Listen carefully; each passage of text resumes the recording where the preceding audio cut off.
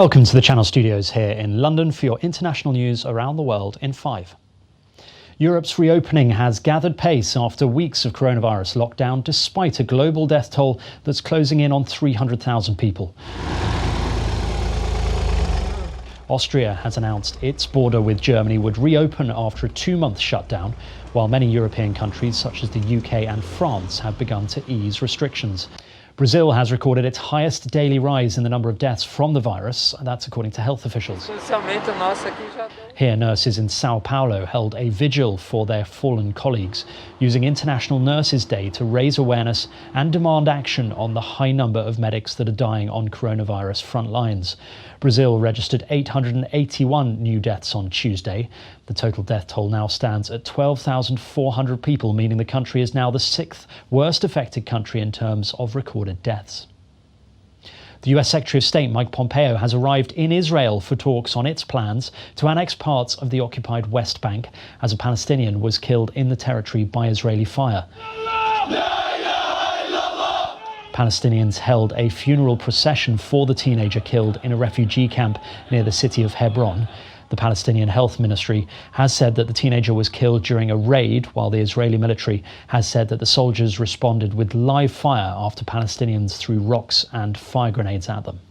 Lesotho's Prime Minister Thomas Tabane has said that he will resign 2 years before his elected term is due to end after a months-long political crisis dominated by his private life. The Prime Minister has been under pressure to resign over a case in which he and his current wife are suspected to conspire to murder his former wife nearly 3 years ago. They both deny any involvement. Tabane has said he is retiring because of his age.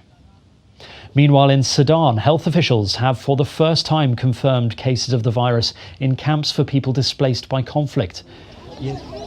Years of conflict have left South Sudan with one of the least equipped healthcare systems on the African continent. 2 people have become infected in a camp in the capital Juba and 1 in the north of the country.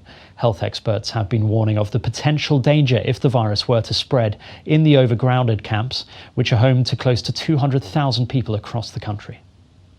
The United Nations has distributed food packages to refugees and migrants in the Libyan capital of Tripoli. Now it's becoming worse because of the coronavirus. Libya has an estimated 654,000 refugees and migrants, many who lived in cramped conditions with little access to healthcare. So far, there have been no reports of coronavirus among migrants in Libya, but many have warned of the devastating impact that the virus could have if it were to spread there. In Peru, police have arrested more than 20 clowns and street performers for ignoring coronavirus lockdown restrictions.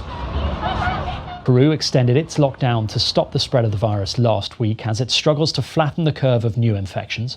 There have been over 68,000 confirmed cases and nearly 2,000 deaths in Peru due to COVID-19. And finally, a Mexican graffiti artist has painted a series of murals in Mexico City to pay tribute to the work of doctors, nurses, and other health workers who are battling the virus. The graffiti artist known as Cato said he began the project after learning that many health workers in Mexico and across Latin America have faced aggression and stigmatization from people who fear infection from carers. And that's your international news around the world in 5. Now back to the Channel studio in Lagos.